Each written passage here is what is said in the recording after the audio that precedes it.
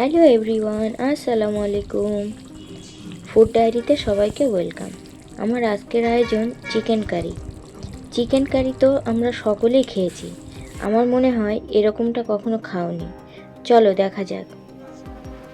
চিকেনের সাথে আলু না থাকলে ঠিক চিকেনটা জমে না।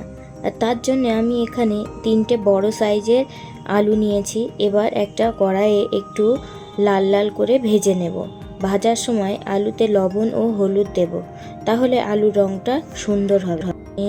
সর্ষের তেল ব্যবহার করার চেষ্টা করবে। এবার এই আলু ভাজার তেলেই মাংসগুলো ভেজে নেব, তাহলে মাংসের যে একটা গন্ধ থাকে সেটা আর থাকবে না। এখন একটা পাত্রে ভাজা মাংসগুলো ম্যারিনেট করব। তার জন্য এখানে দিচ্ছি লঙ্কা গুঁড়ো, জিরে গুঁড়ো, ধনে গুঁড়ো, টক দই, লবণ, লেবু আর সর্ষের তেল। আবার কেউ অলিভ অয়েলও ব্যবহার করতে পারো। আমি পরে আদা রসুন পেস্ট অ্যাড করেছি, কিন্তু আমি ক্যাপচার করতে পারিনি। তো এই সবগুলো একসাথে মেখে নেব। ভাজা মাংসগুলি ম্যারিনেট করে বেশিক্ষণ রাখার দরকার নেই, সাথে সাথেই রান্না করা যাবে। আবার কেউ চাইলে রাখতেও পারে।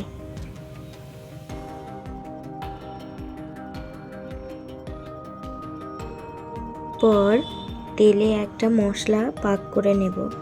এই মশলাটা আমার মনে হয় মাংসের মধ্যে ব্যবহার করলে স্বাদ অনেকটাই বেড়ে যায়। তো সর্ষের তেলের মধ্যে আমি এক এক করে গোটা মশলাগুলো দিয়ে দেব, যেমন তেজপাতা, দারচিনি, লবঙ্গ, এলাচ সবগুলো দিয়ে দেব। দিয়ে নেড়ে চেড়ে যখন একটা সুন্দর গন্ধ বেরোবে তখনই আমি পেঁয়াজ কুচনো দিয়ে দেব। পেঁয়াজ একটু লবণ দিলে তাড়াতাড়ি পাক হয়ে যায় বা তাড়াতাড়ি ভেজে যায়। তো আমি এখানে সেইভাবেই ভাজাটা শুরু করেছি। এবার এখানে আমি একটা স্পেশাল মশলা দিয়েছি, সেটার মধ্যে হলো গোটা জিরে, শুকনো লঙ্কা, রসুন বাটা আমি দিয়েছি। তারপর 2টো টমেটো পেস্ট করে দিয়েছি, 3-4টে কাঁচা লঙ্কা ফাটিয়ে দেব।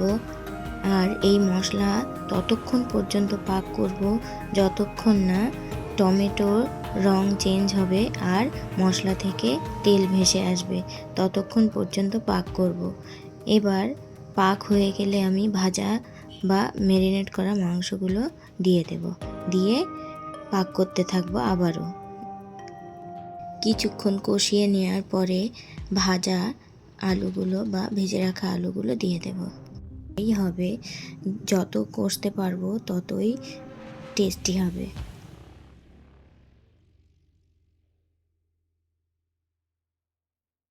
কষানো হয়ে গেছে। এবার যে যতটুকু ঝোল চাই ততটুকু জল দিতে হবে, কিন্তু জলটা ঠান্ডা জল দিলে হবে না, এখানে গরম জল ব্যবহার করতে হবে।